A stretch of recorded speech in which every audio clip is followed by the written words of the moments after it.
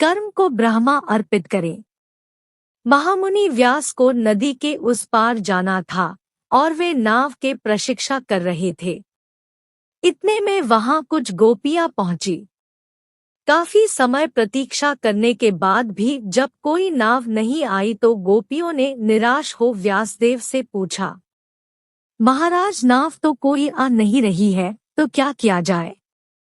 व्यास जी ने कहा, चिंता ना करो, तुम लोगों को नदी पार करा दूंगा।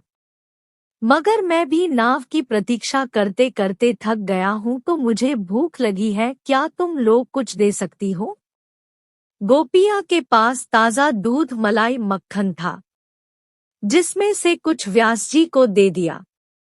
उन्होंने दूध मक्खन तो खा लिए, लेकिन पार करने के बारे में कुछ नहीं बोले रहे हैं।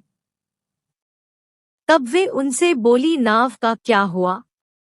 व्यास जी थोड़ा आगे गए, वह हाथ जोड़कर नदी से प्रार्थना की, जमने यदि मैंने कुछ खाया ना हो तो इसके बल पर तुम जल को 2 भागों में विभक्त करो, जिससे हम लोग उस पार जा सके।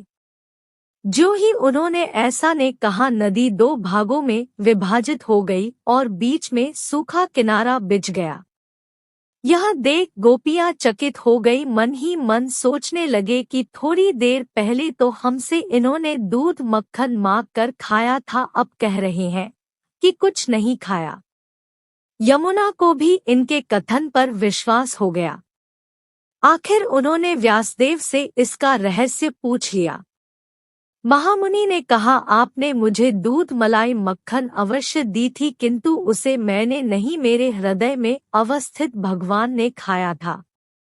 मनुष्य कर्म तो करता है, पर वह कर्म को ब्रह्मा अर्पित बुद्धि से नहीं करता। यदि वह ऐसा करे तो कर्म का बंधन ही नहीं रहेगा और वह कर्म करके भी कर्म रहित रहेगा। इसके लिए दृढ़ विश्वास की बड़ी आवश्यकता है। आत्मज्ञान की प्राप्ति के लिए साधना की आवश्यकता है। यदि दृढ़ विश्वास हो तो थोड़ी साधना में काम चल सकता है। गीता कहती है कि जो कुछ भी करता है मेरे अर्पित कर।